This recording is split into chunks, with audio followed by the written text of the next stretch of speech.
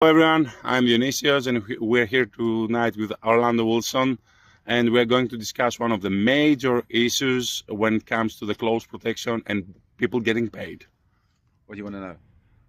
How is somebody getting paid in this industry? Well, this is it. This is what a lot of this annoys me, and a lot of people cut their own throats and lose work because they don't know how to get paid. I have people, generally, if you're in business, you need a bank account, right? Okay. Everybody these days needs a bank account. So the easiest way to pay people is to wire money to their accounts or send money to their accounts, etc. In some places in US, checks are still used. Do people use checks here? Rarely. And I don't know what's like in places. I haven't heard anybody receiving a check for some time. Yeah, in US you can still pay people by check. But generally, or people that send checks, but generally the easiest way is for people to have money wired into their accounts or put into their accounts internationally. Now, I've had it with too many people where they complain that they're having money wired to them, and I've had people say, "Oh, can you pay us in cash, etc." You know what? I need invoices, and generally, all businesses need invoices. Why? Because you have to pay tax on any money that's coming in and out of your accounts. People that say, can we be paid cash? It's like, okay, provide me an invoice, and as long as you have a registered company or you're registered self-employed, etc., I can send the money out, I can pay you in cash. But I need that invoice, and I need your details, because if I've got money coming out of my accounts, I have to justify, when I pay taxes in the US, I have to justify to the IRS where my money's going. I just can't be giving cash to people. Okay. And this is it. A lot of people in a lot of places, I've canceled stuff out on people because they're like, okay, I can't pay them. Can you send us money Western Union? Okay, Western Union, you can only send 1,000, most places, I think 1,000 euros, dollars a month or something. It's limited. So if you're dealing in chunks of change, you mean the average CP job, right, you need to send somebody $3,000, $4,000, $5,000. You have to work out how to do it. There's money apps, etc. I've had people say Bitcoin. I don't use Bitcoin because it's too volatile, or cyber. That's one way of doing it. But the whole thing, when you get into business for yourself, you have to work out how you're going to get paid, and you need to ensure that you're paying taxes. I know I've heard people say, we work outside of a country, then we don't have to pay tax on that money. Complete and utter bullshit. If money's going through your accounts, you have to pay tax. Somewhere, somehow, somebody.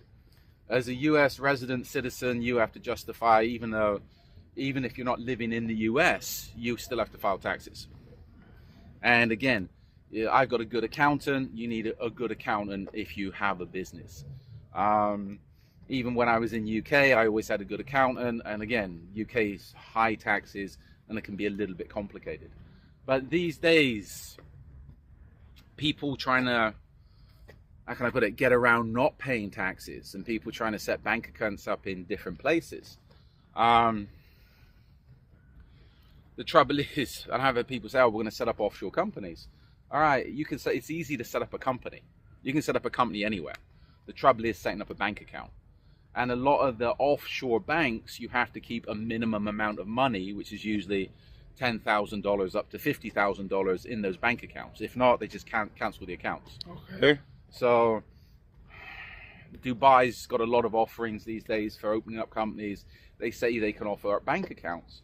But again, if you're going to go and set up a company outside of your place of residence, ensure that you can get a bank account. I saw somebody a while back, somebody approached me asking if it was legit. One company offering to set up offshore companies and bank accounts in Puerto Rico. I was talking to somebody else recently, and they've got a company, they've said even though they're not a US citizen or resident, they have a company and bank account in the US. And to me, that seems very strange because they don't have a social security number. They're using their tax number, their company tax number.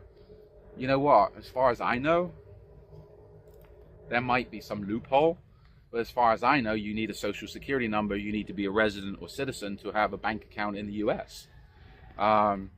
And this is where people might be doing it. They might have found a loophole, or they might know somebody in the bank that's doing them a favor. But the trouble is with all that type of thing, the IRS will find out, or eventually the officials will find out somebody's pulling the fast one. Or somebody will snitch them. Somebody will snitch them somewhere. And all of a sudden, your money in your bank has been seized. Yeah. Any country to avoid these days having a bank account in? It's very difficult for people to set up bank accounts. That's the trouble. Okay. To avoid. This is the thing. It's I wouldn't say places to avoid. Places to have is where you can do it legally and your money's going to be secure. But wherever you have money these days, you have to ensure it's taxable and it's secure. The other thing with this is even receiving money from certain countries can be problematic. If you have money, a large amount of money come in from certain countries or certain places, that money could be put on hold. Yes.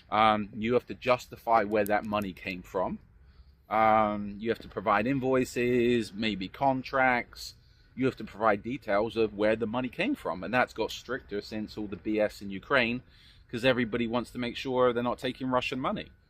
In certain countries, a lot of Russians have turned up and open up companies, but because the banks are on the SWIFT system, they can't open up bank accounts. Yeah, well, that's a mess. The latest trend I have heard of is Russians going in Kazakhstan because becoming Kazakhstan residents, and as Kazakhstan residents opening,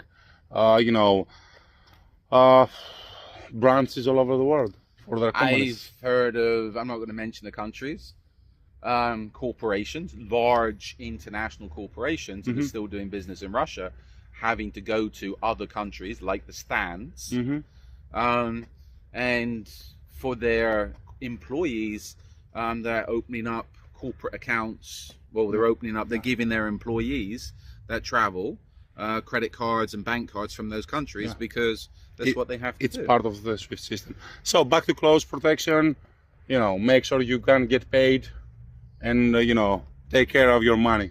Yeah, it's one thing. It's like you got to think about how you're going to accept money. PayPal works.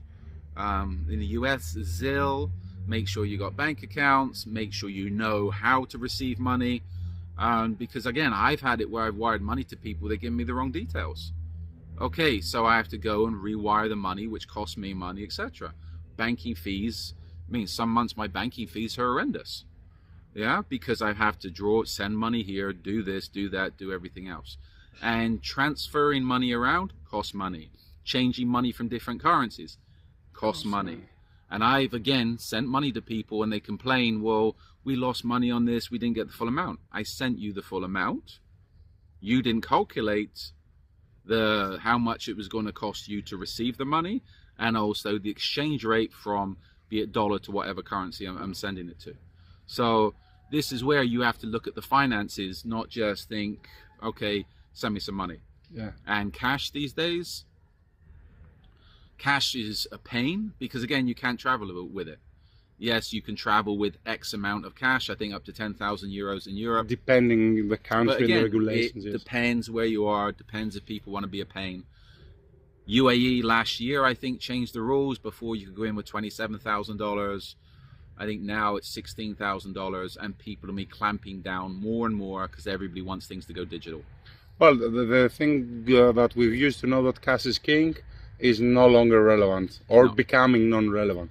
No, the thing is with cash, yes, cash is good, but again, you got to think about if you're traveling internationally with cash and you're stopped, if people don't like you, they can hold you, they can screw with you, etc. Even if you think, oh, I have under the limit, if people don't like you, they can cause you problems and you're going to end up losing that money, or that money can be held until you provide invoices, proof of where it came from, etc. If I'm ever traveling with cash these days, I've always got a note from the bank or a note that this is where it comes from, this is where it's going, etc., etc. You have to be very careful. The emphasis on you, it's your money, don't go losing it. And okay, back to what we were saying, make sure you can get paid, and when you get paid, you're going to end up keeping your money, not losing it. Okay, thank you very much for your insight, Andy. That's all for now. As Mr. Wilson always says, stay good, be safe, Be good, stay safe, and stay out of trouble. You see, he knows his lines. So follow us on social, and we will, be again with another interesting video. Bye.